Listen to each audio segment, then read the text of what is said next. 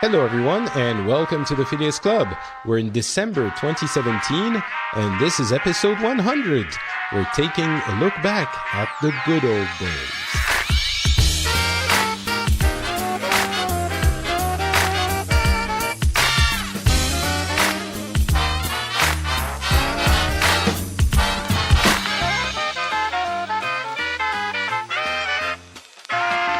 Hello everyone and welcome to the Phileas Club. This is a show where we get together and talk about the things that have been happening in the world over the past month. We get people from different places, different cultures, different backgrounds, and hopefully provide different views on things and expand our minds and horizons. My name is Beja, and today we're going to have a different kind of show. I mean, we often do specials about one specific topic, and today it's episode 100, so it's going to be even more specialer. And I'm going to get to what we're going to do in just a little while, but before that, I would like to introduce the wonderful people that are going to be our panel for the day. First of all, back from an incredible trip in Japan, it's Turki Alballaa. How are you doing, Turki? I'm doing great. The only misery in my life is that I'm going back to work tomorrow. Well, you just spent 15 months in Japan? It felt like it never ended. 3 weeks. 3 weeks. That was nice. It was wonderful. I had a lovely time. Saw a few pictures. It was great. And you made me miss Japan. I was there last year and I already miss it.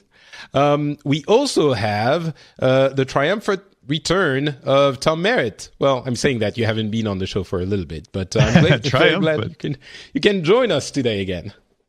Thanks for having me back. I too miss Japan. It's been more than a year since I went there, and I love that place. It is great. We should do a our love for Japan episode at some point. I'm going to be maybe talking a little bit about Japan during this episode, but you will get to that. Oh, and if I didn't mention it, and I didn't, Turki is joining us from Saudi Arabia. For people who might not know the show and his regular appearances. Tom is joining us from the U.S., the west coast of the U.S., actually. Mm-hmm. And the third guest is Paulo, who's joining us from South Africa. How's it going, Paulo? Hey, Patrick. Thanks for having me back on the show. I have not been to Japan, but I'm dying to go. Yeah, you're missing a lot. You have to hurry. Yeah, there's stuff to still look forward to in this life then if you haven't been to Japan. For us, it's all over. And I am in Finland, and I'm also very French, so that's important for the context of the show we're going to do. And so we're going to be talking about a bunch of stuff at the end of the episode. I have a few emotional things I want to say. There's also the Patreon issue, which I do want to discuss. I would have rather not have had to discuss it on the celebratory 100th episode, but we're going to. But so what are we going to do? I thought about this for a super long time, and I wasn't sure what I could do that would be worthy of a 100th episode, and at the same time, relevant to the style of the show, to the theme that we're going for. And that could be something a little bit different and a little bit special. And in the end, you'll all tell me if you think it's a good idea. But what I ended up on was trying to get people from very different backgrounds to tell us how things were in the quote-unquote good old days. Good old days meaning the days of our youth, of our teenage years. And so for us, it's going to be probably 80s and 90s, around that kind of era. So I thought, obviously on this show, we talk a lot about current events, things that we like, we don't like, and how the world is going and how where we think it's going. I think it can be useful to take a little bit of a step back and look back at how it was in years that are so far removed from our reality that they might as well not exist in this case. It's, 20 or 30 years ago. So yeah, that's the idea for the show, and we're gonna go through everyone for this little sequence. And I think I'm going to start, but before that, I just want to give a little bit of context and ask each of you to tell us a tiny bit about, where you are, where you come from, how old you are, these kinds of things, so that when we react, people have a rough idea of where we're coming from. Let's start maybe with Tom Merritt. Sure. I was born in a small town, but this sounds like it's going to go on forever, but I promise I'll keep it brief. I was born in a small town in southern Illinois, which is a state in the middle of the country, right by St. Louis, Missouri. The town had 5,000 people. It had 4,000 some people when I was born. So I spent, the first 18 years of my life there, and I was born in 1970. So one of my earliest memories is President Nixon resigning and me asking my parents, why the president was crying, which he wasn't actually crying, but my memory was that he looks so sad. Why is everybody so upset? I think maybe my parents, or at least my dad, was possibly crying a little bit. And we lived in an area that was very farming oriented. Everybody's income either relied directly or indirectly on the economy of farms, and farms were in trouble in the 70s and into the 80s in that area. And at the same time, my mom was from St. Louis, which had been one of the great cities of the United States in the early 1900s. And was in decline. And it was one of those cities that was first feeling the effects of the decline of the inner city and that Rust Belt sort of effect, even though it wasn't in the Rust Belt per se. So that's kind of the context that I'll be coming from. Okay. Turkey, but what about yourself? Let's see. I was born in Riyadh in Saudi Arabia. I was born at the end of 76. I've been mostly in Riyadh. Raised, but my first 4 years, I've actually spent about 2 years in Pakistan and 2 years in the States, where my dad was working. Oh, your first 4 years, you mean when you were... Yes, the first 4 years of my life, yeah. Okay. Yeah, when I was really young. I think we came back in Saudi when I was about 5 or 6, around 6 years old. And this is where I've been living, Riyadh. Riyadh, if for people who don't know, is the capital of Saudi Arabia, and it's basically where most things are happening and going on. And for me, it's Reagan. And when it comes to the U.S. and international politics, it's Ronald Reagan. That's my life story. All right, that's interesting. We'll get to it when we hear from you. But you lived in the U.S. didn't you study in the U.S. for a couple of years? I thought. Yeah. And as an adult, I've spent 2 years in Spain and around 6 years in the States. Oh, I didn't realize it was 6 years. Wow. Okay. Yeah. All right. And finally, Paulo, when were you born and where are you from? I was born in 1984, and I was born in Johannesburg, South Africa. I'm from South Africa. I'm 33 years old, and my story is a bit different from most South Africans because I spent a lot of time growing up in and outside of South Africa based on my parents and what was going on economically in South Africa and the political turmoil. We can obviously talk about that. But yeah, so I spent some time in the Middle East, in Europe and in America, and most of the time South Africa was a home base for me, but I am South African on my passport. Okay.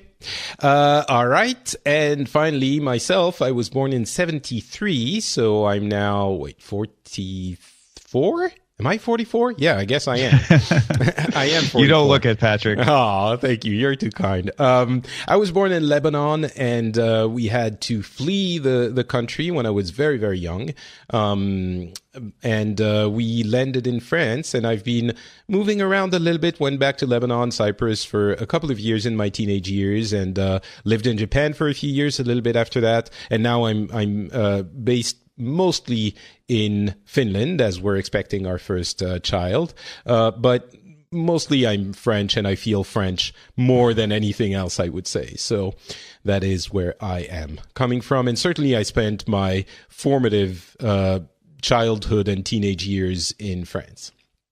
And all right, so now that we have a little bit of that context out of the way, let's see where the good old days take us. And I'm going to start, I suppose, and talk about the earliest things I can remember about obviously this is the Phileas Club, so we're not going to be talking about the very particular aspects of our personal lives, although if that, plays into it, then there's no reason not to talk about it. But if I'm talking about the state of the world and the political climate and the influences of society, I think one thing which I'm realizing has changed quite a bit is the impact and the influence that World War II was still instilling on everything around us in the 80s, and I think maybe up to the early 90s. And I think that has faded a lot since then. And certainly people are going to say, well, of course we know about World War II and Nazis are bad and things like that. But I really feel that, when you get a little bit older and you look back at things and you start saying things like things have changed, which is maybe worrisome in its own way for yourself. But it really feels like things have changed in that regard. And it's natural because as things grow farther back in the past, obviously they're going to influence the present less and less. But when I was growing up, World War II was still the defining historical moment of European societies, at least. I don't know about others, but certainly in France, and I'm guessing in Germany even more so, but in France, it was World War II that was permeating everything. I mean, Nazis were the bad people in everything. It was the convenient bad guy. He was always a Nazi, or the grandson of a Nazi, or an old Nazi who had fled in South Africa, or it was always, and I'm talking about culture and, documentaries on TV and people talking about, life experiences and the war and the celebrations, the yearly celebrations of the end of the war, and everything was World War II in a way that I don't think people who haven't lived through it realize all that much. Maybe the best equivalent would be terrorism today.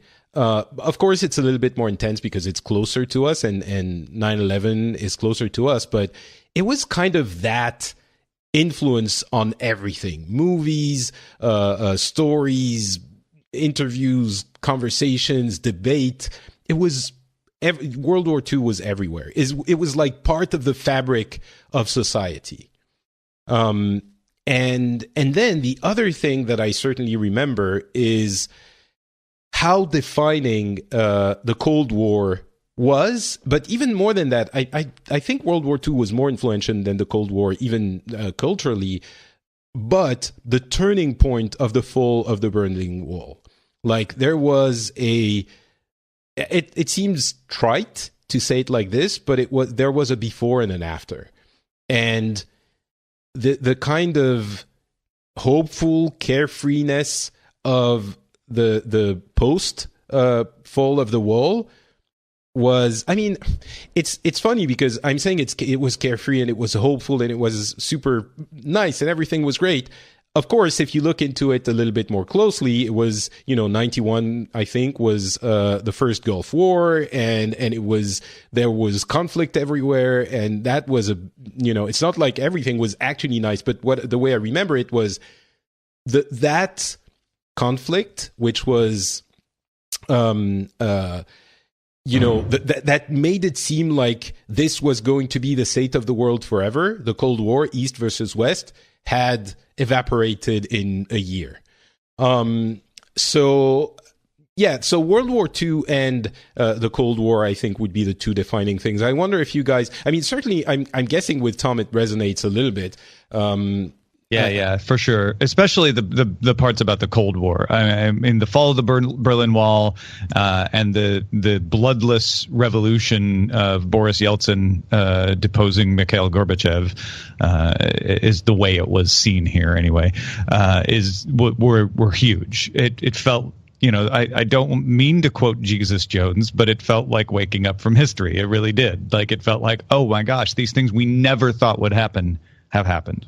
Yeah, it felt very strange because, I mean, if you know a little bit more about how things were going, it was clear that things were going that way for a few years once it happened. But for a lot of people, it wasn't as obvious. And when it started unraveling in a couple of months, it was over. It was like, it's hard to define. It's hard to explain for people who haven't lived through it, but how can we find a way of explaining it? It's almost like if it's not an exact analogy, but it's almost like imagine that we found a way to counter terrorism and make terrorists not exist anymore, and we start this process, and after 2 months, terrorism is gone. It's disappeared. And North Korea becomes a democracy. Yeah, terrorism going away is sort of the analogy of the Soviet Union collapsing, and the Berlin Wall is North Korea is gone. North Korea is now part of South Korea. Yeah, reunited, and you hear and the reunification of Germany is part of that too, which we also didn't think would ever happen. And I think it's really again important to point out how momentous that was and how impossible it seemed a few years before. It was the state of the world, right? Yeah, East Germany was there. That was it. Yeah. But Patrick, I think an important point is that because of your location in the world, you were very much a part of that story. It was part of what was going on in your school. It was a part of the conversation that was happening. It was a very different period then. People didn't have access to internet and the ability to communicate very quickly and effectively. So in effect, you were directly influenced by what was going on far more so than other parts of the world. So South America wouldn't be it would be part of the news, the daily news cycle, but it wouldn't be as prevalent as it would be for you being in France, it's possible, but I think the Eastern and Western Bloc geographically were more important for us in Central Europe. But the Cold War was really, the way I would look at it was we didn't have as much the threat of nuclear annihilation. That was an everyday present thing as much as maybe it was in the US. But I think it was a global thing, right? I don't think people in other parts of the world were not aware of it. Although maybe Turkey, you can answer that one for us. Did that have an impact on you when you were growing definitely up? Definitely. The Cold War definitely had an impact on us, and I would think it had an impact on everybody all around the world. The fall, the unification of Germany, the fall of the Soviet Union. And then for us, it's also have been an impact. Keep in mind, we were very involved in the Afghanistan war and between the Mujahideen and the Soviet Union. So we've always been part of the Cold War here in Saudi Arabia, as the Middle East in general has always been part of the Cold War. So it affected us a lot. And when you talk about unification of Germany, we had a similar something happening here in our region in Yemen. Yemen used to be two states, and one of them was a socialist or communist state, and the other one was a republic, and they were unified as one country in 1990, I believe. And so, no, go ahead. No, I'm just saying. So it's kind of reflects what Europe had with Germany. We had this here in Yemen. So basically, it's in some way it's very similar. And at the same time period, Interesting. So I guess for the Middle East, probably it had an influence as well. I'm guessing that Asia was looking at this maybe a little bit more remotely, but certainly China was part of the. It was an ally of the USSR. So I'm guessing that has also an influence there. Maybe South America wasn't as involved, but they were not, completely removed from it either, especially with the proximity of the U.S. I think South America was more involved with their own revolutions that are been happening in South America. Asia, they also went through World War II, so they were coming out of it. They knew the Cold War. They had the conflict between all the countries, Japan, China, which is now resurfacing again in a very negative way, you can say. So it affects everybody in one way or another. It's just the amount of that affects people that just differs from country to country. And I think even in South America, there were proxy revolutions and influences from the U.S. and Russia. I mean, think of Cuba, particularly, the most affected by the fall of the Soviet Union, for sure. I think it's definitely true what Turkey said. It's a degree of how much it affected, because even in South Africa, it greatly affected how people looked at the world, because on the one side, the apartheid regime that used to exist here was very much anti the Soviet communist ideals, but the current government that's in place now was very much more communist socialist in thinking. And there was this big, obviously it was the 80s in South Africa, so it was a very difficult time, and that was part of that conversation as well. We can't, like, the ANC government was demonized as being this very Russian socialist thing, and the apartheid government was seen to be allies with the US and England, and they were fighting in a lot of proxy wars for them in that respect. And I think that happened in South America as well, to an extent. It was not a direct influence, but it was definitely influencing how the politics of the time happened here.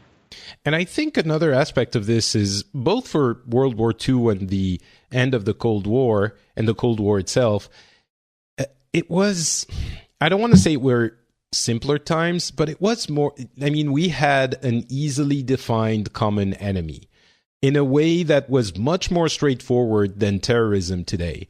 Because as demonized as, extremist, Muslim extremists are being portrayed in the current climate, there are still very many people who are trying to say, well, wait a second, it's not that simple for everything. And I feel like World War II, as I think we tend to apply that relativistic or, careful vision to World War II from now, in the sense that we get things like, well, white supremacists aren't so bad after all in that respect. Yes, they're wrong for this, but, and the Nazis walking in the street, that's an easy one. But those kinds of things are unimaginable when you think of it with the prism of World War II, because the Nazis were the bad guys, and not just because history is written by the winners, which it is, but there were concentration camps, and similarly the situation of the populations in communist regimes was objectively worse. There was more fear, I'm not going to redo history here, but it was easy to point to the bad guys, and those bad guys were, for the most part, most of the times, actually really bad. But that's not the reason it was so easy. It was so easy at the time because of the media was different. You controlled the media. There was one media, one version, one story, one line, and you had that enemy as unified.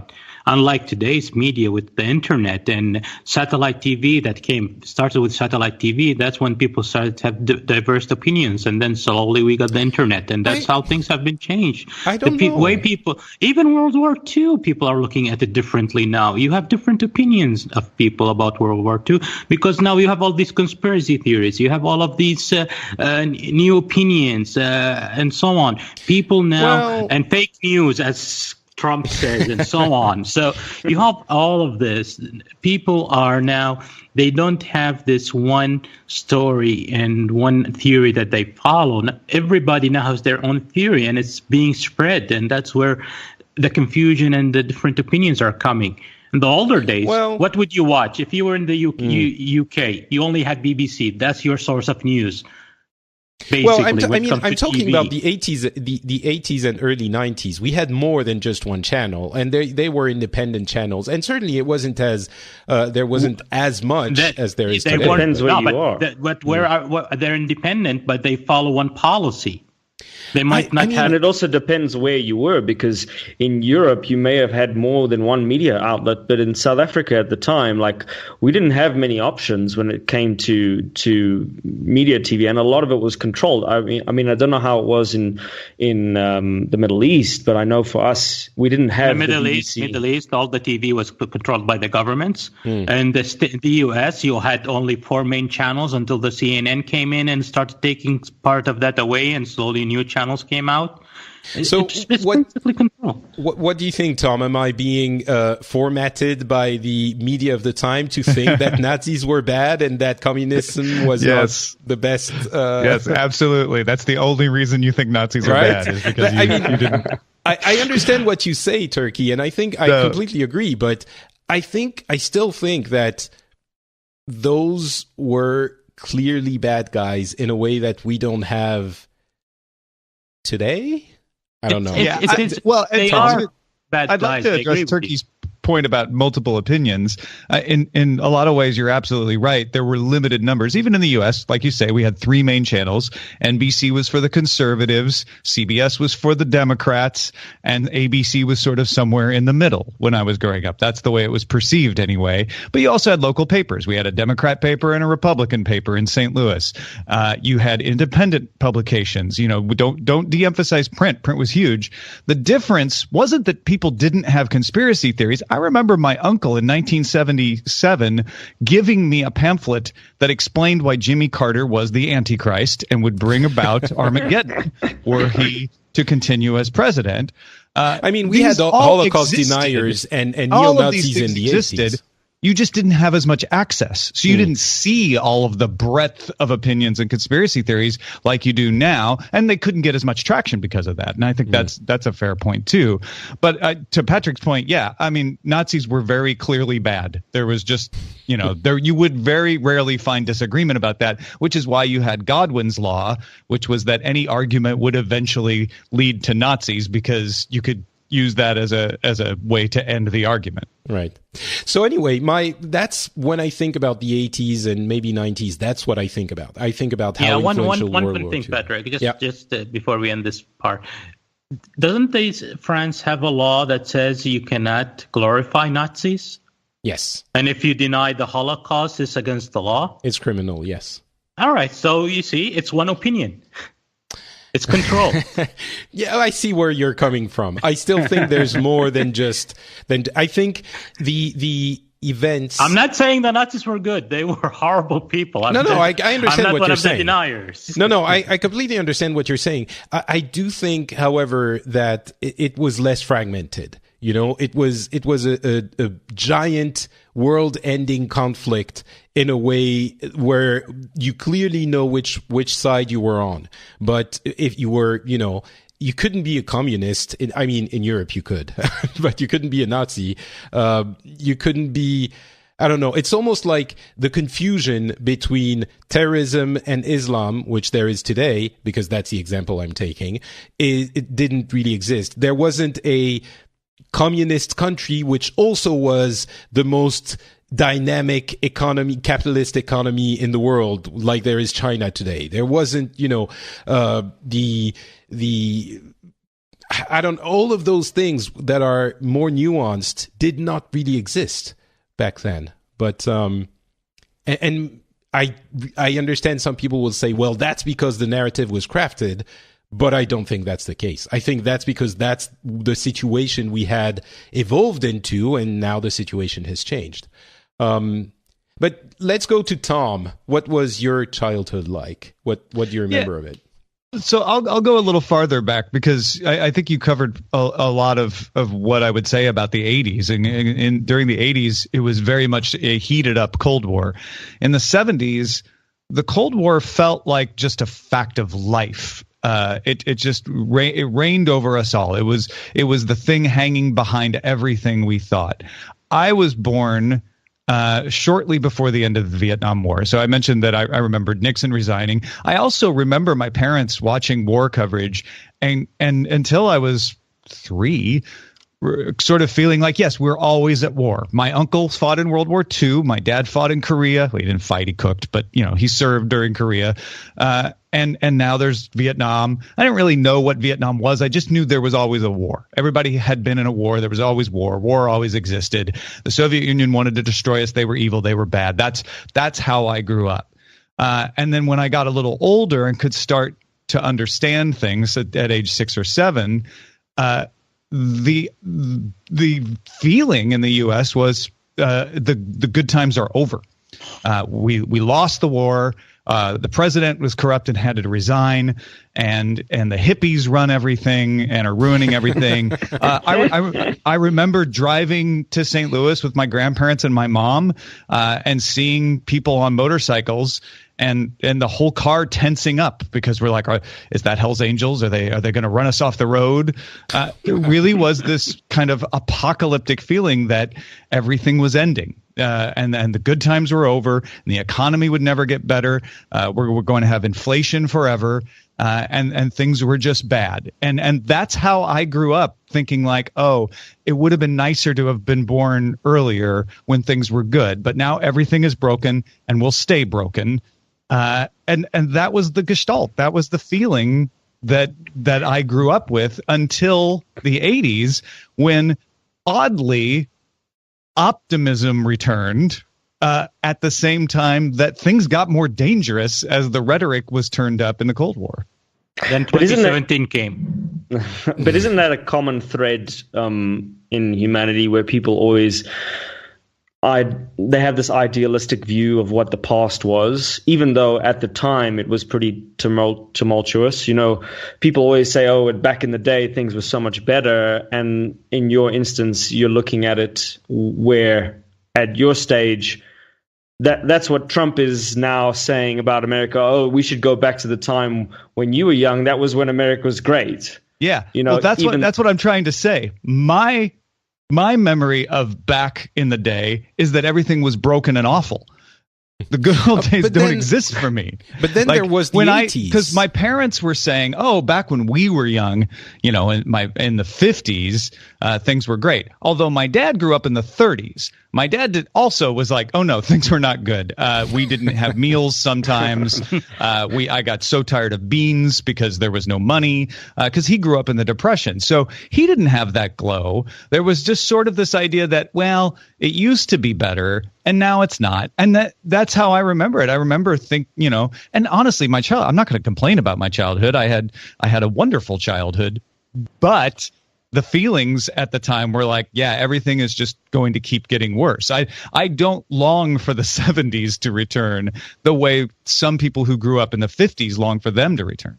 But then you get to the 80s and you were saying optimism came back. So it's not always things are horrible and they're going to get worse. Yeah, in the 80s, I would describe the feeling as being, things may not be bad forever, but we have to be strong, and we have to beat the Soviet Union, and that was that Reagan era feeling. But at the same time, it was also everyone's out for themselves. All the hippies have now become yuppies and do drugs and spend money, and greed is good. And, and it became a more competitive dog eat dog feeling. It really wasn't until the 90s and what you were talking about earlier, Patrick, when the Berlin Wall fell and Germany reunited and Soviet Union fell, that people were sort of stunned, like, wow, it actually did get better. We thought maybe it could in the 80s, but I don't think anyone really believed it. And it really, even with a war in Yugoslavia, even with, terrorists bombing Oklahoma City, domestic terrorists, people forget, happened in the United States. It still felt like, but these are bumps in what is otherwise a good road, versus the 80s, which actually didn't have as many of those kinds of things happen because of the Cold War sort of locking everything down, felt like, we're on the knife's edge still. When I think about the 90s, I also want to mention that rise in optimism led to, I'm sure it was more complex than what I remember, but some of the most vapid times that I can think of. I remember that thing specifically. The superstars of that day, there were a few years in the 90s, the superstars were supermodels. And I'm sure everyone my age will remember this. Or maybe you had to be a teenager at that time to remember this, but I wasn't really interested all that much, but it was so much in the air, and all of my friends were talking about it, and there was this and cars. And we knew all of the names of the super sexy supermodels, and it was literally idealizing, or not even idealizing, but our admiration went to the people, mostly women, who were literally paid to be pretty. That was their achievement. And I don't know. This sounds very French to me. I don't remember really? Quite it wasn't that, like that. Being the, yeah, I mean, you don't remember supermodels were Cindy big. Crawford and like all of those. They were. I mean, for us, maybe Kathy Ireland. Yeah, but I remember them when I was in college, which was 88 through 92. I wonder if it's just a time. Like when you're that age, that's everybody starts looking at supermodels. It's. I mean, possible, Farrah Fawcett was huge when I was a kid too. Well, she's an actress, right? She started as a model though. Okay, but she became an actress. And actors, yeah, so I can Cindy understand. Well, she tried. Well, I would say she qualifies. She was more not as successful as Merritt. Right, and there were a bunch of them. But I mean, you've always had models, but like they had replaced even music stars and actors. And I mean, anyway, that's the way I remember. You may it. be Maybe right. I also kind of dropped out of pop culture in the 90s after I got out of college, and when you became a hippie yourself and. I became more of a beatnik of them. Yeah, but something. Yeah, sure. Right. So, I mean, there's certainly this feeling that things got a little bit better in the 90s, but I don't look on them so fondly. Maybe it's an age thing as well. I mean, what became better in the 90s? We had a war here. I know for you guys it was, and that's something that was less, it was less world engulfing. I would say, not to make a bad pun, but the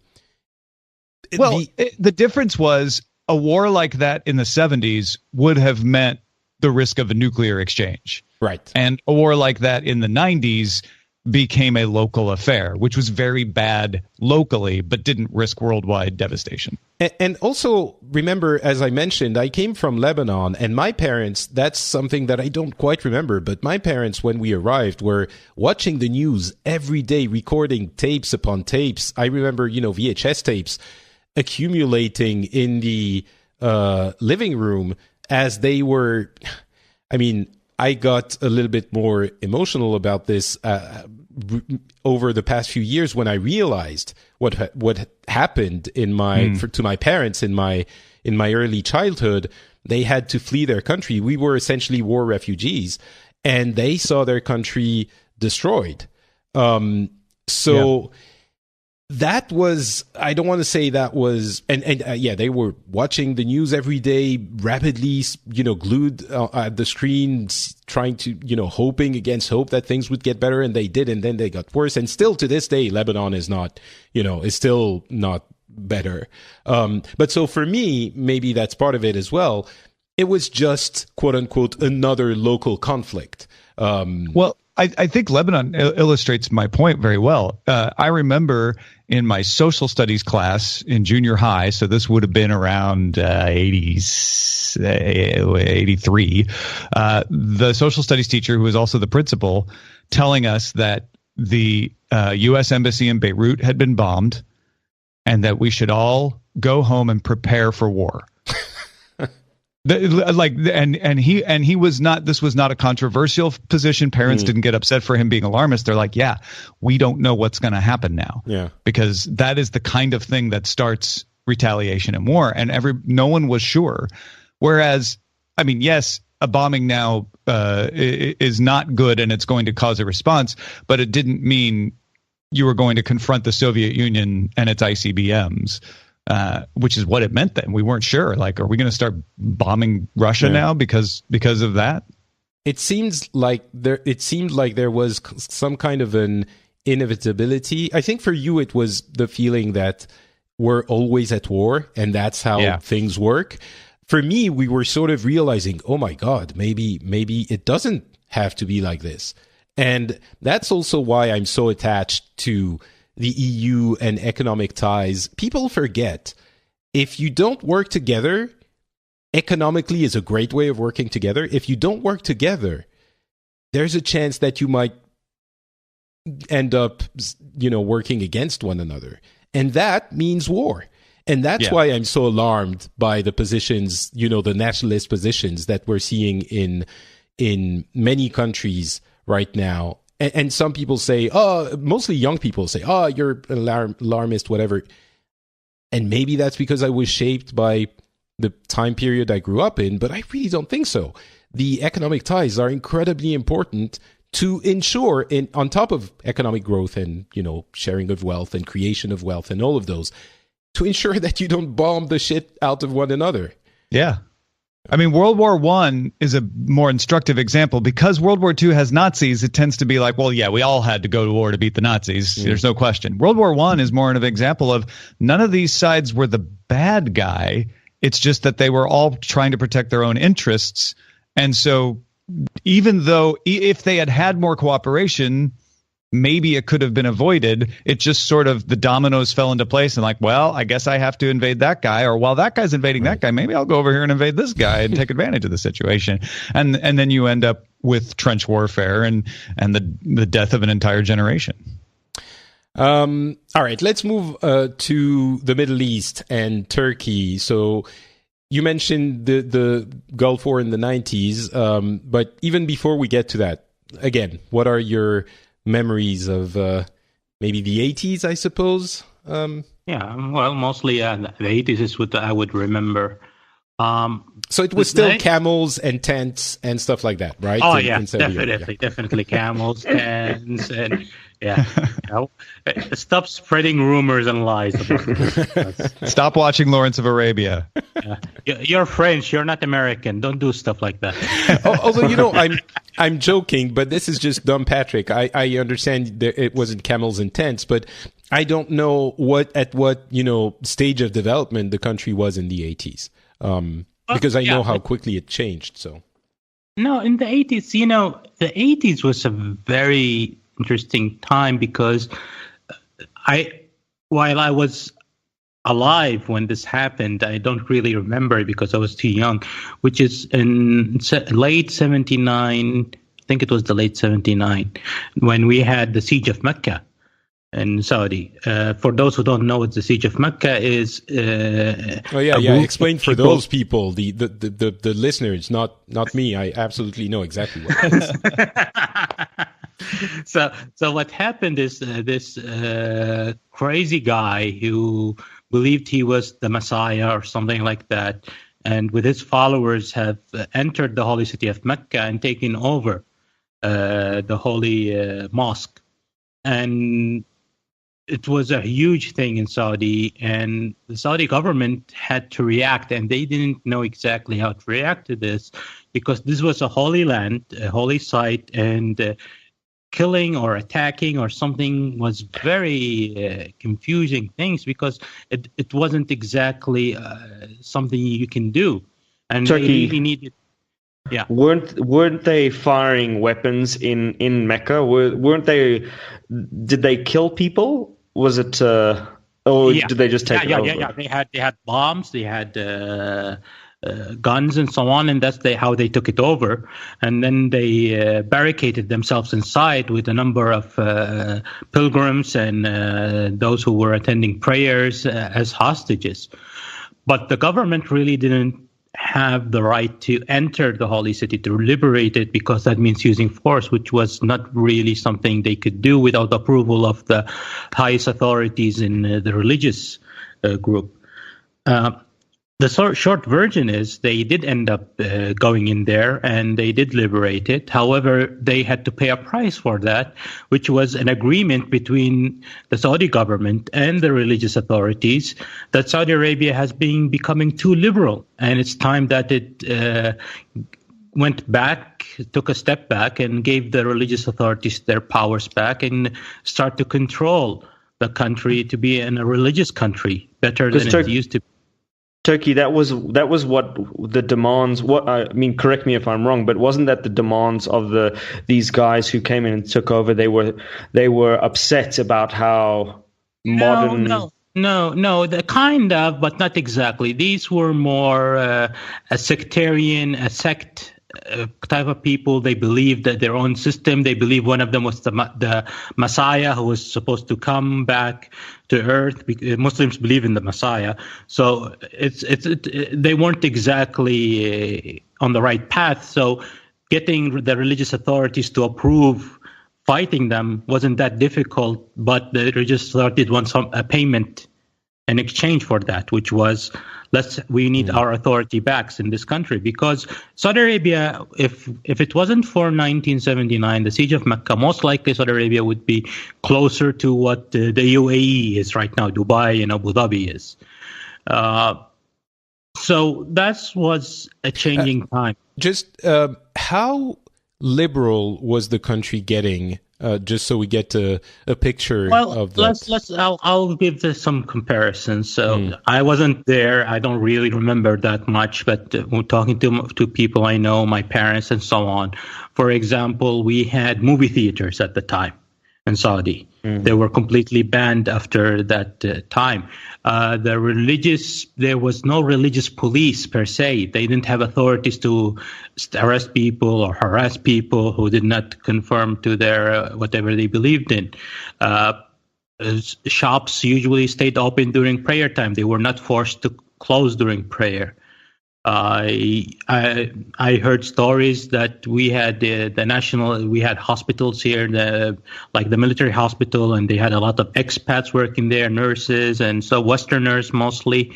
And you would find the ladies walking outside without just wearing normal clothing, not covered up completely, and exercising in public and so on. So you had all of these things that we were more of an open society, accepting of others. We were still conservative, but we were accepting of others.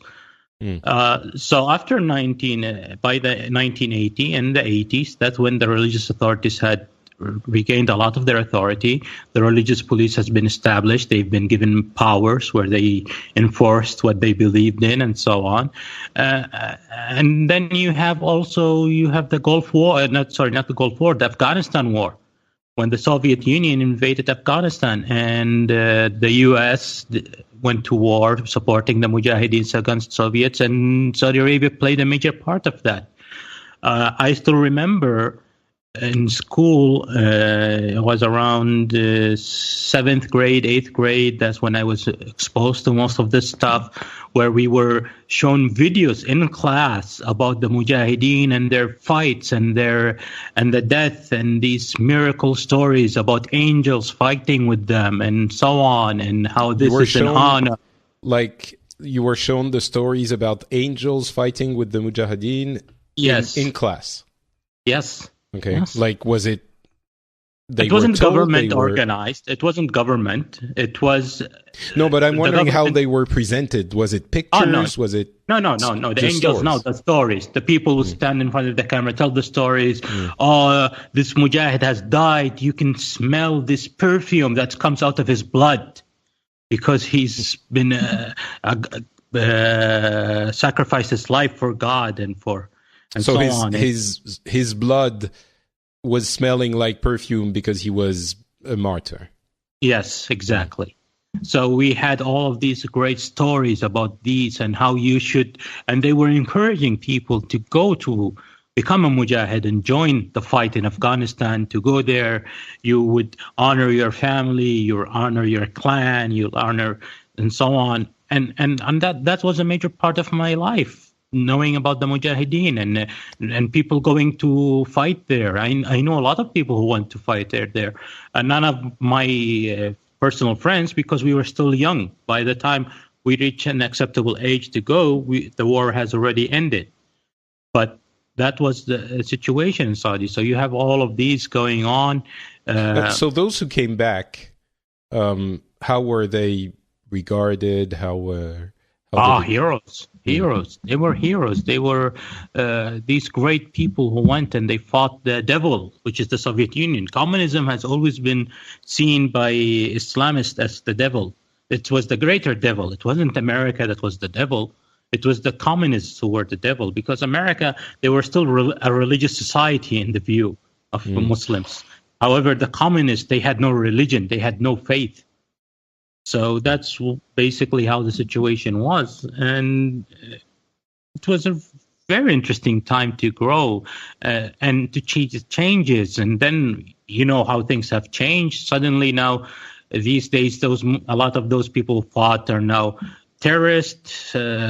Percentage of them are terrorists, and their ideology. Bin Laden was looked upon in Saudi Arabia at the time as a great hero for the Saudis. People looked up to him at the time. Then he turned his back on everything and he became a terrorist. So it was a really interesting time. So what time period are we talking about? It's still the 80s, right? Yeah, yes. We're still in the 80s.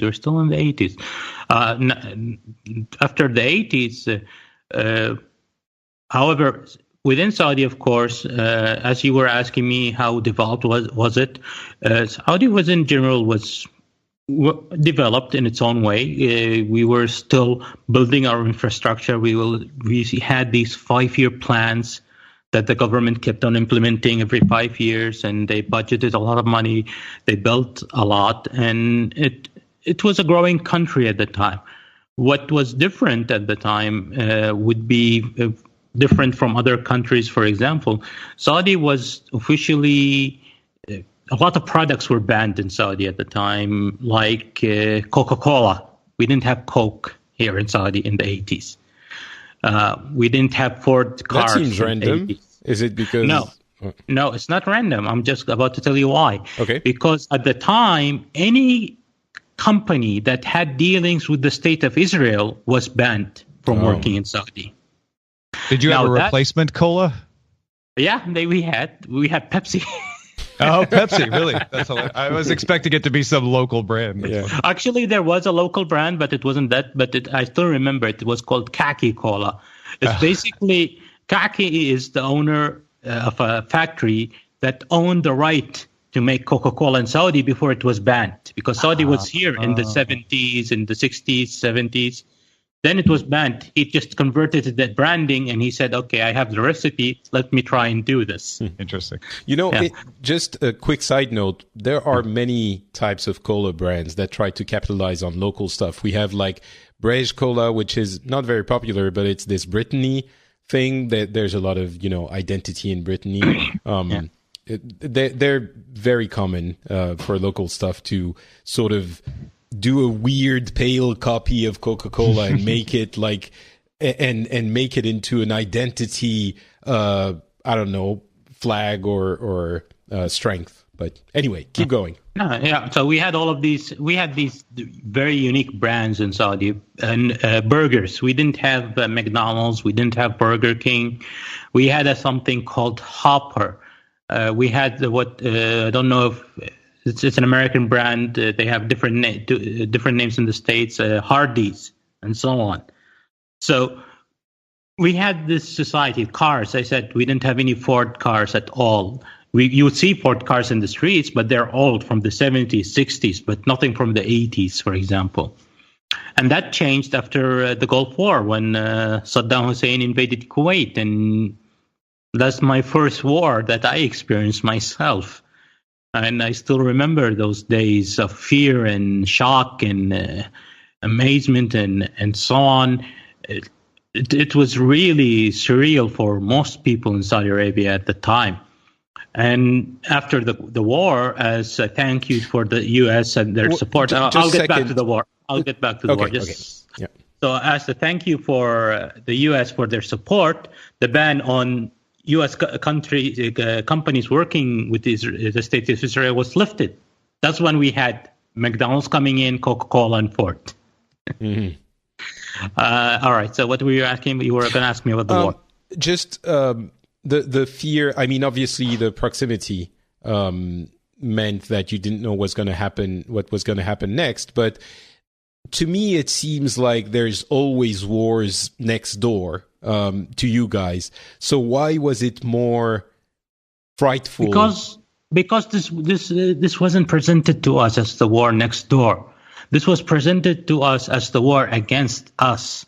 This is with the you have the stories and then you have the conspiracy theories. So the stories are that Saddam Hussein decided to invade Kuwait. Apparently, the reason, if you read that, there was a fight between Kuwait and Iraq about oil, where Saddam Hussein, Iraq, has accused Kuwait of stealing oil from Iraq during the Iraqi-Iranian war and demanding that they should pay him for it, and so on.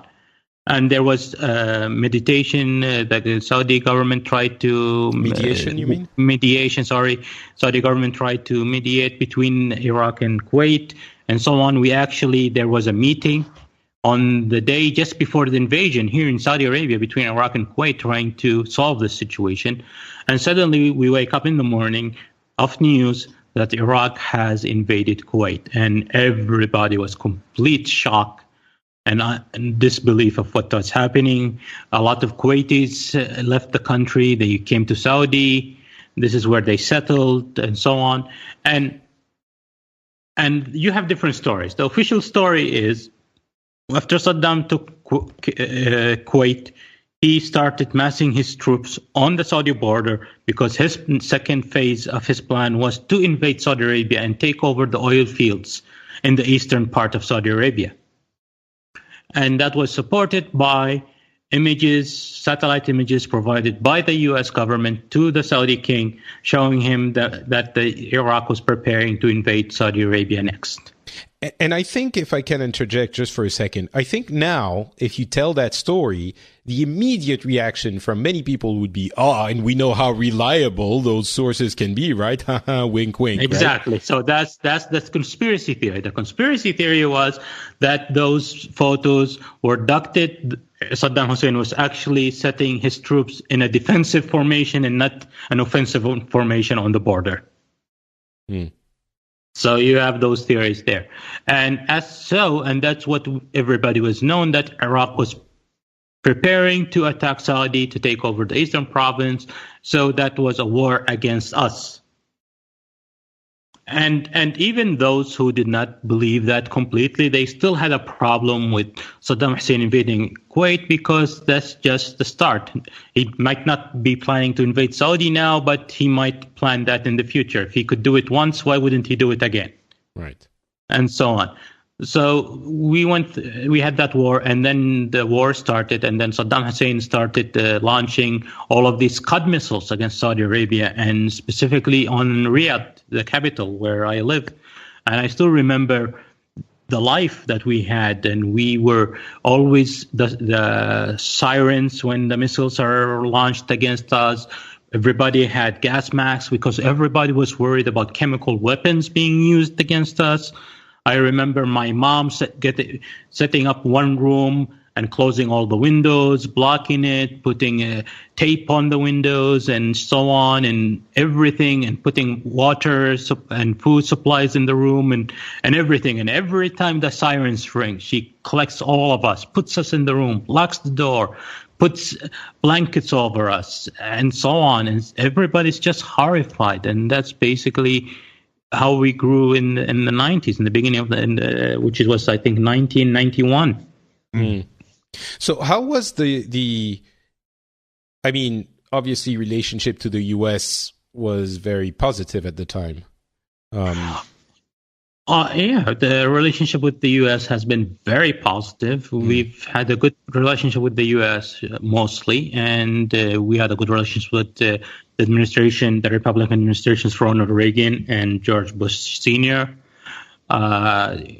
And overall, the relationship between the Saudi and the U.S. has been always good. The only exception has been mostly Obama. Interesting. So that was the early 90s. I guess we can more or less stop here. I'm not sure how appropriate it is even to say this, but when you mentioned Scuds, the Scud missiles, they were very emblematic of the war. But for us in France, they've become some kind of a jokey tool. Like if you say a joke that is super insightful and hurtful to someone, but in a funny way, like super clever, you might say, "Oh, you threw a Scud his way," and that's kind of the legacy for us of that. I mean, obviously, it's more than this, but it's funny, the image that got conjured in my mind, summoned in my mind, was that one, that of the the really clever joke. Well, at the end of the day, whether it's a joke or not, it's still scary when it's launched against you. Well, obviously, I'm just pointing out the difference in, you know.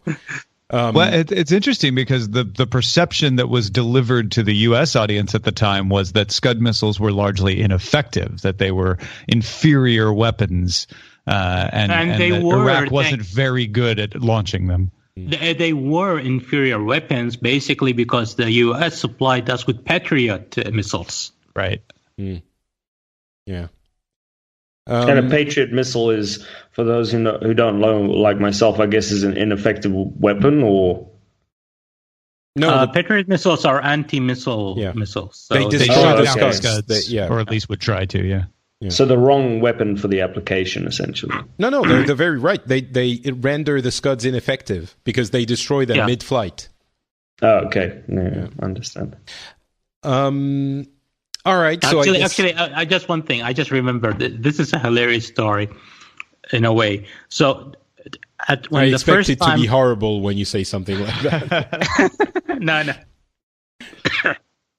So the first time, Iraq launched Scud missiles against us, and we retaliated by firing Patriot missiles at it. However, the thing is, it was one Scud missile, and I think they launched 10 or 15 Patriot missiles at it. It was, people just heard these noises as ridiculous. So the joke that came out, and sorry if I'm offending anybody, especially ladies, because people were really bothered by the U.S. Deploying females as part of their deployment in Saudi Arabia in their military. So they said, the reason there was so many Patriot missiles launched is because there was women out there. They just panicked and pressed all the buttons. Oh, jeez. Wow. So that was still like the influence of the, I'm saying patriarchal, which is an understatement, society in Saudi Arabia, having the cultural look at the American forces in the country. That's really funny. Yeah, that was hilarious. It's ridiculous. So yeah, the women panicked and they pressed all the buttons. They launched so many. But ultimately, it was accepted that there were women in the army forces, in the American army forces, there to defend you. I guess it was not mostly, yeah, but there were still those who opposed it, and you had the terrorist attacks after the war immediately. Terrorist attacks. Weren't they? Yeah, there were terrorist attacks in Saudi after the war of those who said when the U.S. did not leave the country. So there were opposition and there were terrorist attacks. But Turkey, weren't there, from my recollection, weren't there some incidences in Saudi where these military women were driving trucks and wearing short shorts because they're in the desert, and they're not dressed in traditional outfits? No. Short shorts, that never happened. They were not allowed by their commanders because that was clearly not acceptable. But yes, They did drive trucks. They did move around.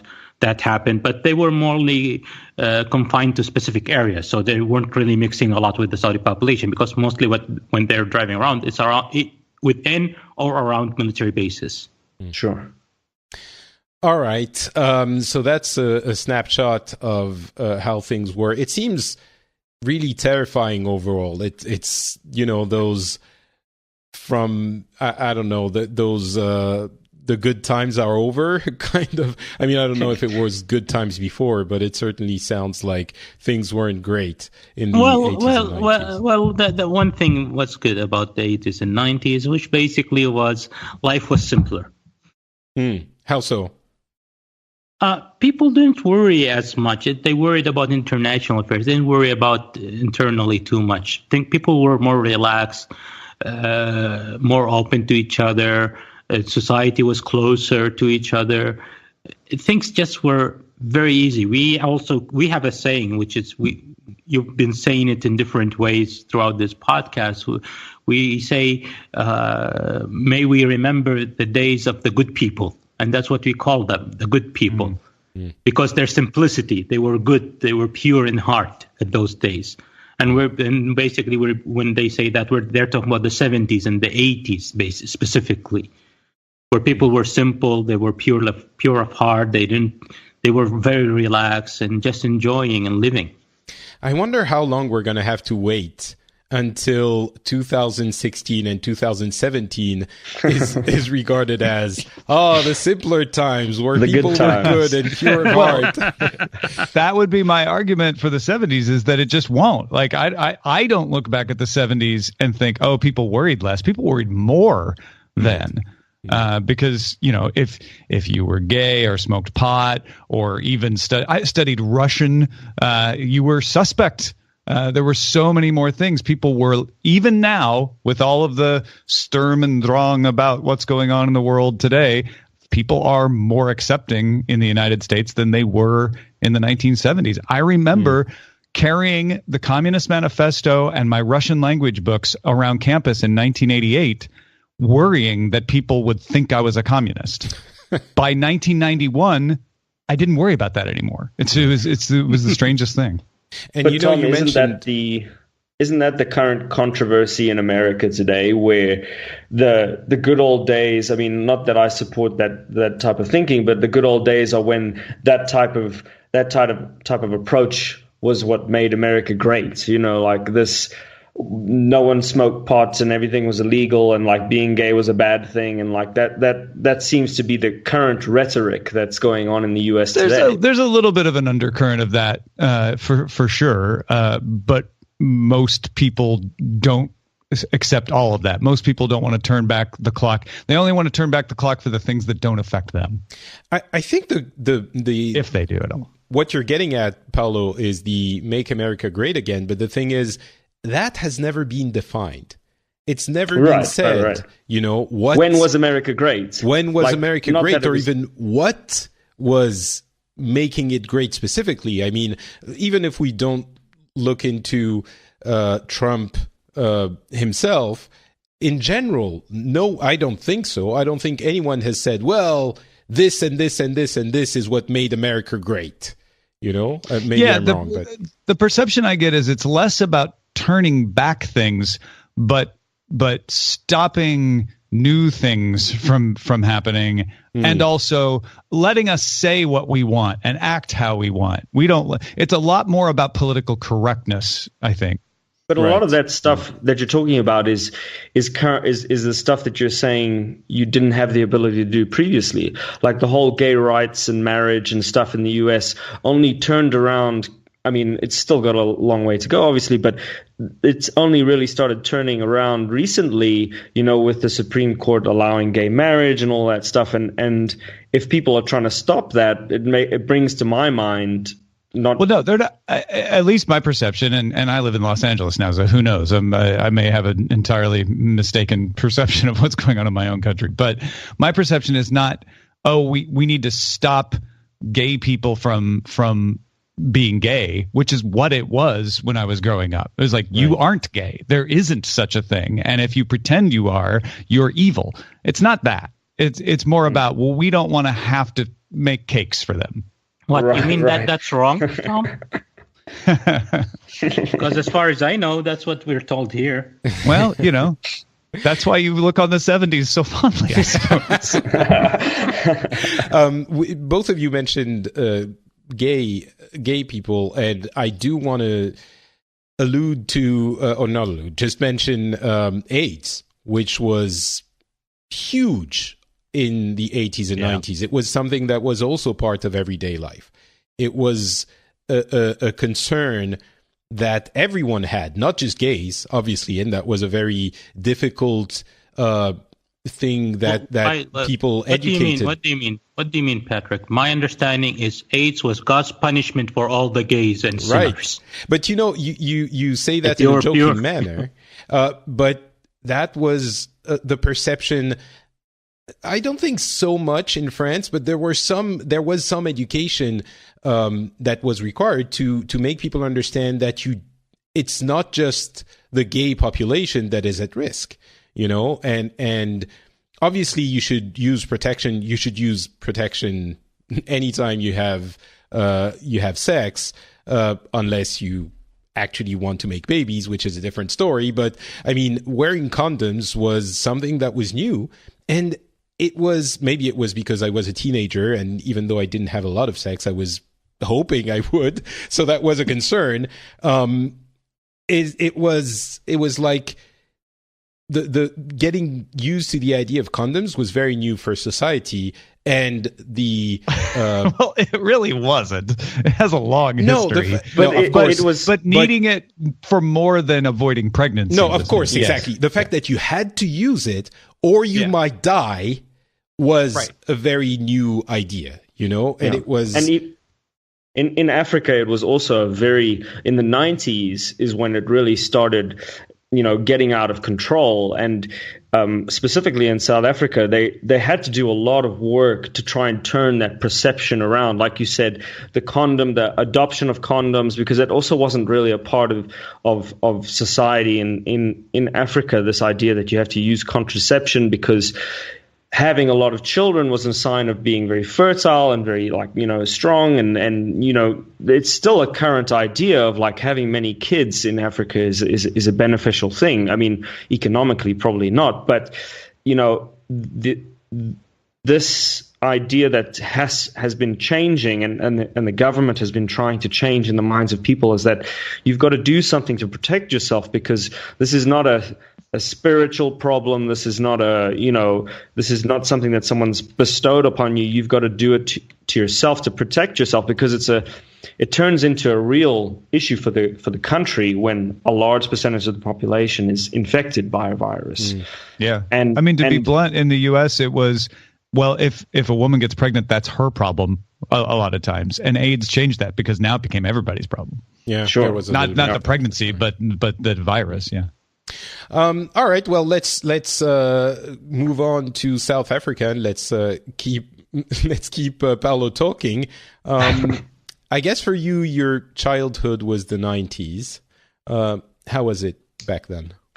So I was born in the 80s, in 84, and that was a very difficult time in South Africa. There was a lot of turmoil. There was a lot of people really pushing for the government to change externally and internally. There was people didn't know what was going to happen in the country, and I'm gonna speak from this because you have to understand. I'm a white South African male, and I'm going to speak from that position because people have to understand that being in that position, obviously, I've seen a lot of benefits that other people in the country don't have, and I have my point of view that I can't necessarily correlate to other people. I can have an idea, but mine is from that perspective of a white South African male, and even though I may not have benefited directly from what happened with the previous government, I have benefited indirectly, and that's part of the current turmoil that's going in South Africa today. Is this, current white South Africans have benefited, and what does the country do to try and rectify that? And there's a lot of stuff going on there that's very important for change. But can you give us a couple of examples of how pervasive and important apartheid was?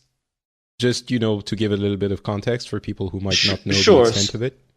Sure. So the apartheid was a government that was designed to segregate people based on race. And the idea, obviously, I don't, subscribe to that thinking at all. And anybody who in South Africa who does is thinking under a rock. But the idea was to keep people separate and segregate them based on their race. And certain people in different races benefited more than those from others. So South Africa is a very multinational country. We have, black South Africans who are also very divided in terms of their culture and where the region of Africa they subscribe to, and they also their religion and some of the beliefs they have. There's also Indian South Africans, there's Muslim South Africans, we have Chinese South Africans. We also have, and I know it's a controversial word, but in South Africa it's a common term, is colored South Africans. And that's not necessarily a derogatory word, it's just a common term people have for people who bred early on when they were here colonizing the country. And then there was this group there, and it's more prevalent in the Western Cape, where there's a group called the colored people live in the Western Cape generally. And a lot of Indian people from South Africa live on the Eastern Cape. But the government at the time segregated everybody and allocated land for different races, and said, okay, you can live here, you can live here, you can't mix with this person, you can own businesses, you can own land. And obviously that only benefited the people who were in charge, who were generally white, who were white. And as a result, the country started to change, especially in the 80s. This is when Western governments started putting a lot of pressure on South Africa to make a change. And even though the country was quite self-sufficient, it still needed to make the change in order to survive, or we would have seen a war, what do we call it, an internal war, where we would have been fighting each other. And because of, that was the division of the country. Were there economic blockades, or was that also the word is escaping me, but was that also an issue? Sure, embargoes. Thank you. Yes. Yeah, there were a lot of embargoes against South Africa. I remember, because we were traveling a lot, that South Africa wasn't allowed to fly directly into a lot of Western countries like Europe and America. We had to fly via an African country, purely because they didn't allow South African planes to land anywhere in Europe. Right. And there were other economic things where we weren't allowed in sports events. We weren't allowed to do a lot of trading with other countries. Like in Saudi Arabia, a lot of vehicles that existed in South Africa stopped being able to be available. Like Ford, I think, was one of them. They stopped supplying vehicles to South Africa because they were American. They're banned from everywhere. I was going to say the same thing. They are either banned or withdrew from. Yeah. It wasn't just Ford. It was Chevy, and it was all of these American manufacturers. And only now we're actually seeing some of those manufacturers return to South Africa. So, sorry, before we get too far from it, I really want to get examples of the types of laws that were implemented for segregation. Like, did you have separate buses? Did you have, what exactly practically are we talking about? Sure. Well, at the time I was alive, I was obviously a very small child, so I don't have a lot of direct memories of that. But from what I know is that there were buses and systems allocated to black people or people of different race, and they were generally not allowed to live in certain areas of the city. I'm from Johannesburg, and in Johannesburg, the city was divided into certain sections that only white people could live in. Sometimes you could have a domestic worker who could reside on your property, but they need special permission, and they would only be allowed, they wouldn't allow to have their husbands or their children. So, and that actually plays a lot into what is going on in the country today. The knock-on effects. Were there jobs that were forbidden? Do you remember? Like, could you go to university, for example, if you were black? You potentially could, especially towards the end of the apartheid area, but earlier you couldn't. And slowly, there was this transition, but it was very difficult. It wasn't something that you'd be like, okay, I'm going to go to university. At that stage, a lot of black people didn't have the economic ability to even apply and pay for university education, even though it may have been available. But generally, it would have been very difficult for you to do that. As a result, a lot of people who grew up in that era are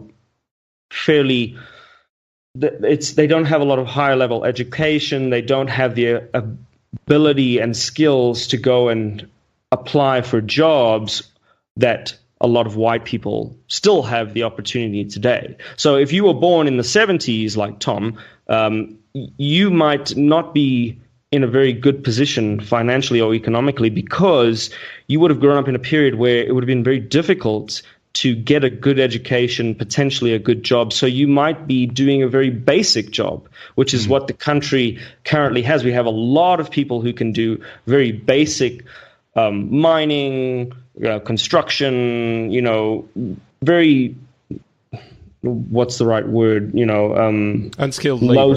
Unskilled labor, yes, that's it. And the skilled labor is, because of what happened in the past, is generally favors people who have had that benefit. So you find in today's world, even though we are a democratic nation, there's a lot of people who are white and in very high positions based on the past. Of course. And the current government and a lot of the feeling in the country is that they want to transform that. How can they go about that without doing damage to the country, right? Because what Mugabe did in Zimbabwe was basically reclaim land, kick out a lot of white people, and give it to people who didn't have anything, but they didn't necessarily have the need, desire, skills to do anything with that, and then the country suffered as a result. So the country in South Africa wants the transformation to happen, and there's a lot of initiatives that's happening, but it's a question of how do you do that with keeping the peace and keeping it as many people as you can, because people are going to ultimately be unhappy when you move things or take things away from others. So, yeah. All right. So let's go back to the 80s and 90s. Yeah. So in the 80s, my parents were very they didn't know what the future of South Africa was going to be, and they were very scared for me and my brother's future. And they decided that they were going to. My dad were there fears of violent revolutions, or was that okay? It was very possible that it was going to be a very violent revolution. There was a lot of protests, and the apartheid government handled it very poorly in some respects, shooting into crowds and trying to control crowds, because the regime at the time designed cities and parts of the country in ways that people couldn't congregate. The streets of Johannesburg are designed in a way that you couldn't draw mass protests. It's designed in a way that people were, controlled. And as a result, a lot of people started to revolt, and people didn't know what was going on. And people like my parents were very worried that it was going to turn violent. So they decided to make a move, and my dad got a job offer with Carrier Air Conditioning, and the job was in the Middle East. It was in Saudi Arabia. So selling air conditioning in Saudi Arabia seemed to make like a lot of sense to them. So, all right. Thank you so much. You should thank your dad for us. So we made the move to the Middle East, and in the 90s, I spent a lot of my youth in school there, and we were there for a lot of the Gulf War and that stuff, but I was still very young at the time. And we would travel to South Africa very frequently because most of my family were here, and we witnessed that transition of power from the apartheid to the ANC and the current government and the democratic country that we are today. And thankfully, it was very peaceful, and that's a big part to Mandela and the people who were behind that, and people like him who caused the country to do that transition peacefully. And a lot of people... Were people surprised? I guess you were expecting possibly a violent revolution, so... what was the reaction when things changed in a much more peaceful manner than you thought? Sure, and like I said, from a white South African's perspective, I think a lot of people I knew were very surprised that it didn't turn into this, that the colored people didn't strangle and people in the street, right? That it didn't turn violent, and people didn't come and take land, and it wasn't an aggressive takeover, whereas it turned into a much more peaceful transition. And I think something that really highlighted that is the Rugby World Cup. I'm sure you guys have seen that movie with Matt Damon and Invictus. Invictus, yeah. And at that time when Mandela did that, it was very iconic because it showed how much he wanted to bring the country together, and not ostracize white from black. And he did a great part in trying to smooth that transition over. So that was in the 90s. Things started to look good. People started to have a little bit more hope. There was a little bit more investment. But as the government transitioned, people started to take advantage of this transition because it was a very strict regime. The country went from this very, very strict regime. I mean, to give you an example, it's a pretty funny one. My uncle was he in the 80s, I think he had like a Playboy magazine in the back of his car, and they came and arrested him. And this type of activity in South Africa was very frowned upon. It was a very restrictive society. A lot of movies were banned, media was very controlled, and coming into a new government and a new way of living where things were a lot more free, people started to take advantage of that. So criminal elements started to arise, and people were allowed to live in areas that they weren't allowed to live in previously. And as a result, because the government was also in a transition phase, crime started to take off. And as crime started to get worse, people started to doubt the future of South Africa. And it's funny because South Africa's always been, in my lifetime, has always been on this knife edge of, is things going to go well or is things going to go bad? My parents lived through that. I live through that today because things can be a bit dicey in terms of what's going on with the current government. And as a white South African, people would look at that and say, well, I don't know if I want to deal with that. And a lot of them would leave, unfortunately. Now, people were worried. People moved to Australia, Canada, America. But the governments really started to do much better. And in 2000, the country started growing economically and more investment started happening. And even though crime was on the rise, the future started looking a little bit more bright. But at this stage, I was in Europe. My dad had gotten transferred to Europe, and I was a teenager living in Europe, which was quite good because being a teenager, you kind of want to run around, and Europe gives the people the flexibility of getting on a train, getting in a taxi. And in South Africa, they didn't have that option. If you wanted to go anywhere, you'd have to get in a car, drive from point A to point B. It was quite far. And it was unsafe, right? It can be unsafe, yes. I mean, go ahead. So it also depends the way you look at it, because being, like I said, a white South African, everybody was fearful that something was going to happen. But if you were black or came from a more impoverished area, it was just as dangerous, but people would be walking around and taking taxis. And so it really depends on what cards were dealt to you.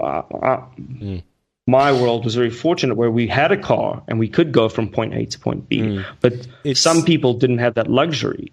It's very interesting how I mean, you have to be, obviously, but you're incredibly careful about what you say and how you say it. And I think it shows the Americans are going to understand this probably pretty well. But beyond that, I think it's interesting to hear that everything you're talking about, understandably, is very inward focused, meaning it's really about what was the developments in South Africa, which were very important, and that would have absorbed all of the I don't know, the emotional energy that someone would have had. But was the outside world kind of, did it disappear when things started changing, or? Yeah, you can even say that today, like South Africa is pretty far from most developed countries. And even though we are one of the most developed countries in Africa, we're kind of on our own island in terms of economic power and economic growth. And because of the geographic location, everything that happens in Europe and America and North Korea and the Middle East is very far removed, and the current politics are so important to the future of everybody in the country that everybody pays a lot of attention to it. And whatever's going on in America and Trump and this and that and the Soviet, the fall of the Berlin Wall and all of that stuff that happened then was kind of far removed, like you said. I mean, it was important, just like news is important, but it wasn't necessarily, oh, did you see what happened like here and here and here in Europe? It was more like, this happened in South Africa, this happened over here, and people right. Were it wasn't more... an immediate, like a direct concern or impact for you guys. It was just something that was happening somewhere else. Yes. I mean, obviously there was an impact, but it wasn't as concerning to people in South Africa, and especially if you're coming from a background where you didn't have a lot. That was not part of the conversation. Who cared what happened was going on in America? Like, we were promised, access to free education. We were promised access to water. We were promised access to housing. And those were the priorities of the day for a lot of people who didn't have much in the previous government. So, okay, sure, like the fall of the Berlin Wall, blah, blah, blah, Cuba, all of that stuff that's happening, it's not as important as what was happening direct. And today that is still the case. Me, as somebody who's got a lot of opportunities that have been given to them, I'm fortunate enough to be able to look at the world and say, okay, look what's going on with Trump. But when I talk to people in South Africa, they're not that interested. It's not the highlights of their conversation. They're more interested in what's going on with Mugabe, and that's a much more interesting conversation, So, but all right. Go ahead, finish up. So then going on from 2000, and we're now in 2010, 2015. Well, that's not the good old days anymore. That's current days, but yeah. I don't know. For some people, it still feels like the good old days at this point. Fair enough. But it's definitely attributes to what's going on in the past, because, as I said earlier, there's a lot of initiatives that are trying to make that change, to try and get that to benefit people and bring the country out of this poverty that it's in right now. And corruption and other things that are caused by the transition are where we are right now. And it's a difficult transition. It's a difficult period right now. And things could go in a very bad direction. They could go in a very good direction. Still, I mean, people are always wondering, because politics, you think that politics in America are interesting, like the politics in South Africa are just as, if not more. I mean, we have people fighting in parliament and like getting thrown out of parliament, and people who are trying to have a voice and start parties. And it's a very interesting time in South Africa. Well, we'll have to do a special one of these days on South Africa. We've been talking about it for a while, but we have to try and put it together. I'll get back to you in a little bit with a question that I think is relevant. But I'm going to ask that question to all of us in conclusion. And I'm going to start with Tom. With everything we've said and with everything that's happening now, would you prefer that things were still the way they were back then, whatever back then means? Or do you think they're better now?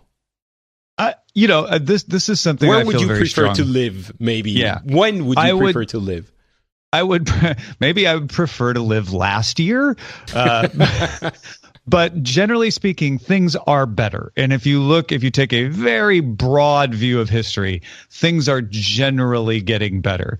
And I am always of the opinion that even if we're a little bit in the down curve right now compared to recent history, depending on where you are, that over time, things are getting better. We're getting better at technology. We're getting better at food. And when there's problems with food and there's problems with climate, we address those and we generally come up with something that is better. So not that there aren't problems, and not that in many ways things aren't worse than they were in recent history. They're generally better than they were in the 80s. They certainly, based on what you heard me say earlier, feel way better than they did in the 70s. So I even today, I would rather live today. All right. That's fair enough. And I'm sure some people are going to think you're crazy on both sides of the aisle. That will not be a first. Yeah. Turkey, what about yourself? Would you rather... It seems like your answer is easier, but I'm not... we're touching on current event things maybe, so I don't know how much you can talk about it. But when would you rather live, between the 70s, 80s, and now? Let's just say, think you live for today. You don't live for yesterday. You don't live for tomorrow. You live for today. So I'm just living my life right now, and that's where I want to be. It's difficult to say if you want to live in the 70s or in the 80s. They might have been good when we were young. God knows how we would feel if we were in our 40s or 50s. Yeah, that's fair enough. Yeah, that's yeah, true. Well said. And so... Paulo, you seemed like you were painting a pretty dreadful picture of the entire last 30 years. So I'm fearing, I'm not sure I should ask you the question, but I'm going to anyway. What about you? Well, I'll give you a good what's happened in my life, because I've lived in the US for a while as well. I went to university in the US. I got a job in the US, and life was pretty good there. And I decided to move back to South Africa because I really believe in the country. I really believe, not that there's anything wrong with the US. The US is great. People in America are great. But I feel like you have to life say here, that or they invade you. Although they don't do that anymore so much. But, we gotta make friends where we can. But life here is just, there's so much hope, there's so much possibility, and I really believe in the future of South Africa today. Previously, I couldn't say that. I think if I was coming out of the 90s or the 80s specifically, it would have been difficult to say that. But I really believe that it's going to be a very strong and well built country, in terms of people and the approach other people have to one another. That's one of the biggest draws for me in South Africa is what's going on, the conversations that are going on, even though it's difficult to have conversations about race and racism. And it's wonderful to be a part of that and part of that story. And I hope it all comes together really well. I believe it will. But I think today is the day to be living in. Excellent. That's a surprisingly hopeful view. So thank you for lifting my spirits. I didn't think you were gonna go there.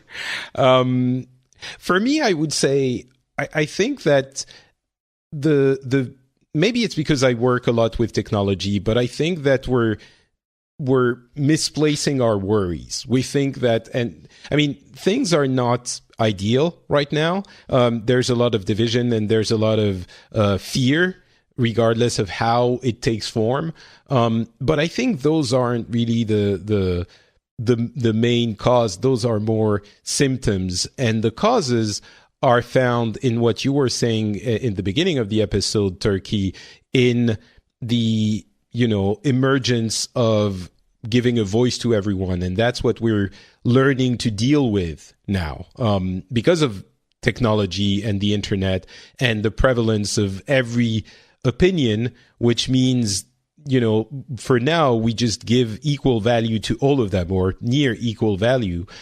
And that's something that we have to learn how to deal with, sort and understand. And I think that we will. I think if we don't, it might be more problematic than even it is today.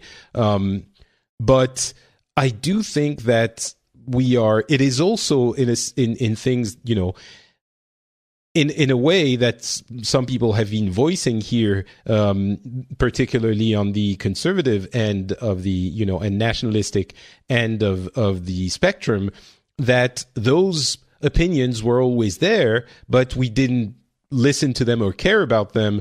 And that can spell disaster if you ignore those too much. And the other issue is, inequality is certainly a problem, and inequality is certainly part of that division that we're seeing now, with some being left behind in the economic growth that we've seen with technology. So all of those issues, I think, are being voiced now and surfaced in a way that seems bad, but is much better than the way they might have surfaced a few decades ago.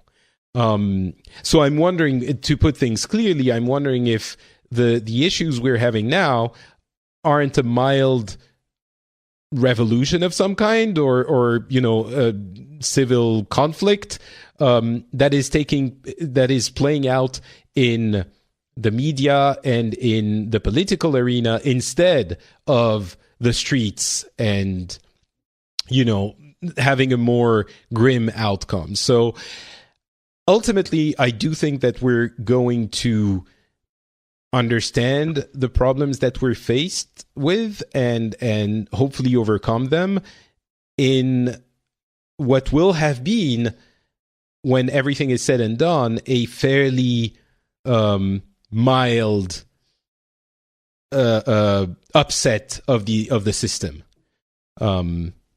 by comparison to the other upsets of the systems we've seen in the past. So treating a wound always hurts a lot while you're treating it, but it's better than letting it fester and losing the whole limb. Right.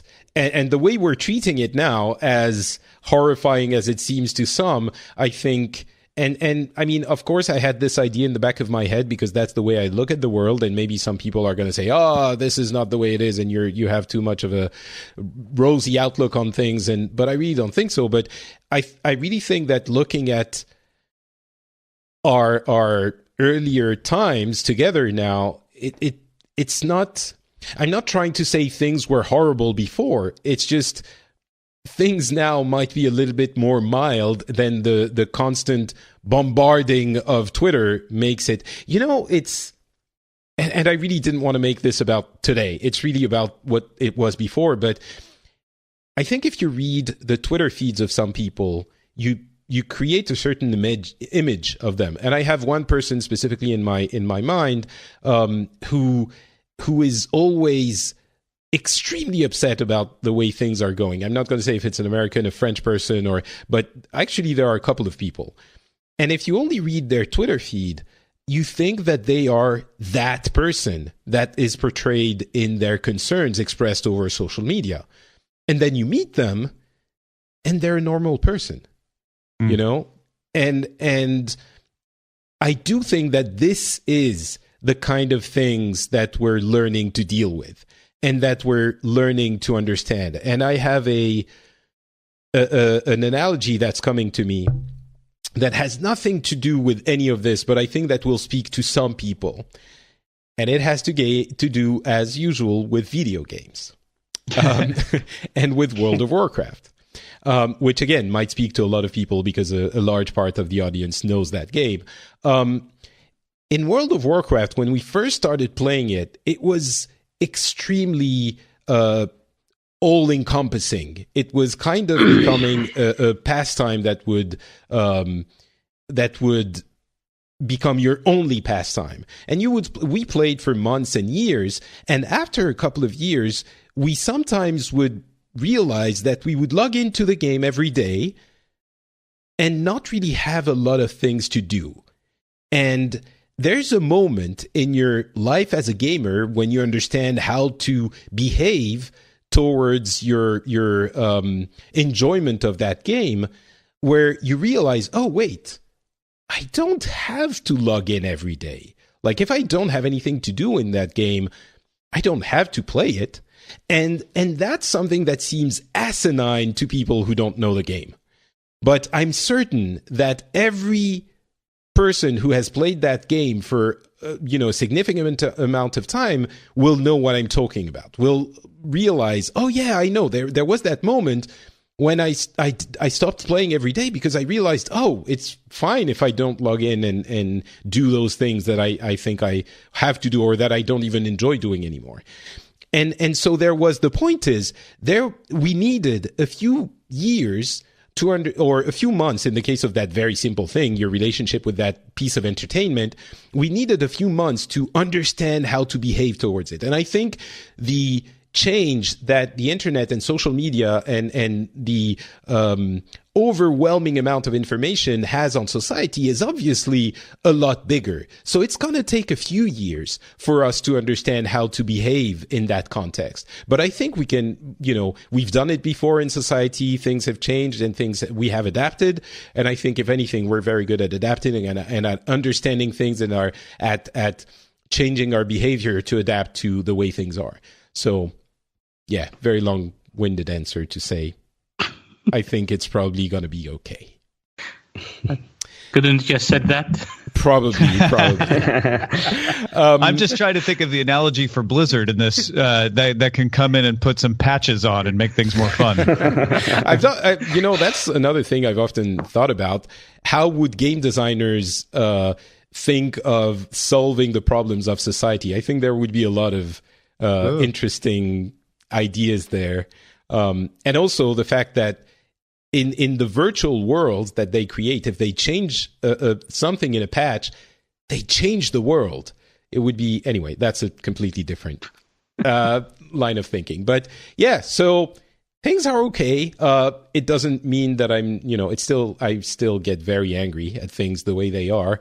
And we all do, but it's the process. That's the way things Patrick, what if we are a game? We are inside a game and we're being patched every now and then. Well, it's hard to master. It's just not easy to play, Turkey. Did anyone else want to add anything before we move on to a couple of other comments? I guess we're good. So before I conclude the thing, the Patreon issues, which I did want to mention, as I said at the beginning of the episode, I really would have preferred not to have to talk about this on the celebratory 100th episode of the show. But Patreon has announced a couple of days ago that they are changing the structure of fees and how they are charged in their system. And it's been a very controversial. At this stage, they said they were going to do it. It's not been implemented yet. The core issue is that they're changing the fees and shifting them to patrons rather than creators. There's a lot of speculation around it. I'm not going to get into it, why they're doing what. I have a certain trust in the company, so I don't think there's malicious intent behind that decision. But regardless, whatever you believe, you're entitled to that. But the issue is they are putting a significant charge for fees on patrons and separating every individual pledge, which creates a result of madness that is upsetting a lot of people. And so things have not been implemented yet, and there has been such a strong reaction, we can say, to that announcement that I think they're going to have to change the way they're doing it, at least, if not walk it back. So we'll see in a few days how things evolve. For now, I would say there isn't a lot we can do. It's going to be implemented on the 18th, if it is implemented. What I do say is, if you're really uncomfortable with that change, you can subtract about 40 cents from your pledge, and it won't impact the way I do rewards. So you'll get your reward. Just subtract 40 cents or so from your pledge, and you won't be impacted. But I suspect that in the next couple of days, we're going to have a reaction from Patreon, and things might change a little bit. I have a post, and I think every creator has a post on their Patreon explaining exactly in detail what's happening and what we can do about it. I've answered a few questions, so there's a lot of details in there. But yeah, I would, for now, I'm in a wait and see pattern, and if things are not satisfactory, we'll think about what to do in the next few weeks and the next in the next few weeks.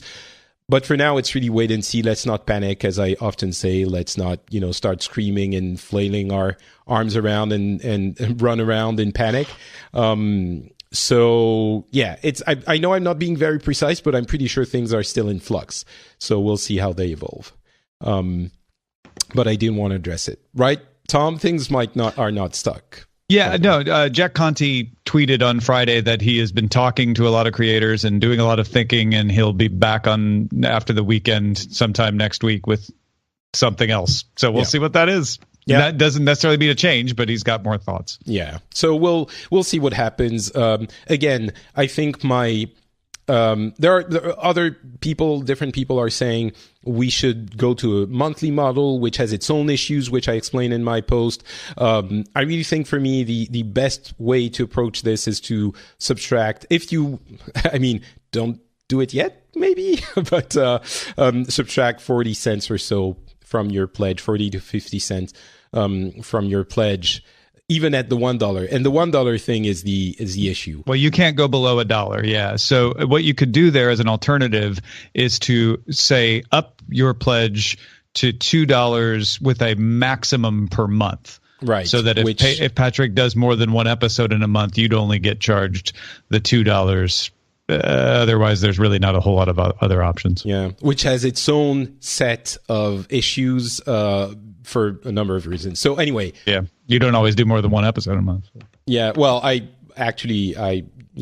don't always, but we'll see in the next few days if it's important to you, and I understand that it is.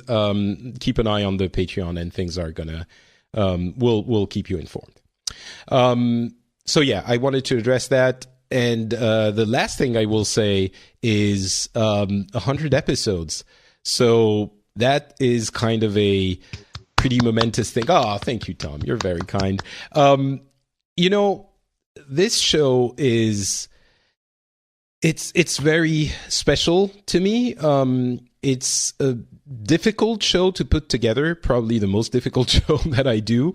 And it's not a show for everyone. The audience is not enormous.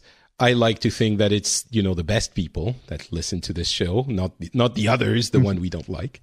But it's not a show for everyone. It's a difficult show to put together. I think it's an important show. And the fact that people listen to it at all is kind of a wonderful gift to me every time. And the fact that you express your interest and love for the show is really a something precious. That I love all of my shows. I say this sometimes. I love all of my shows, but this one really has a special place in my heart. And it not only because I think it does something important, which it does in the way I look at the world, but also because it helps me personally. And that's probably why I do most of the shows, because I get benefit from them, but it helps me understand all of these issues a little bit better. And if there's one thing we should all agree that is missing, is the taking the time and making the effort to try and understand things. And it certainly helps me in that regard. So I guess what I'm trying to say is I'm incredibly grateful and thankful that your support, not just financial, but financial as well, of course, but your support has allowed me and pushed me to do 100 episodes. And the show has changed quite a bit, I think, over the last 100 episodes, but it's gotten consistently better. And I'm hoping that over the next 100 episodes, I'm still not, I'm never happy with what I do, but I'm still not very happy with how I do the show. I think I can improve many things, but I'm very glad that I have all of you in the audience along with me on that journey to making things better. And I'm incredibly thankful to all of the co-hosts, the many co-hosts that join me every episode, including my most often appearing companion, Turki, but also everyone else. I mean, Paulo and Tom and everyone, and, Eric and Wendy and Marlene and, I don't want to forget anyone but Matthias and the ones that make everyone is incredibly, I'm very thankful. I'll end it at that. So thank you for listening to the episode. And before we leave, as always, can you guys please let us know where we can find you if we want more of your wisdom? Let's start with Turki. All right. So if you just want to hear he fell asleep. all of my crap, you can find me on Twitter at Turki Alballaa, TurkiAlballaa. Thank you, Turki. What about you, Tom? You can follow me on Twitter by searching for Tom Merritt and finding the silly Twitter name Ace Detect, ACEDTECT. Paulo. You can find me on Twitter at Josie Paulo. That's short for Johannesburg. So JOZIPAULO. And congratulations on 100 episodes. Yeah. Thank you very much. Thanks.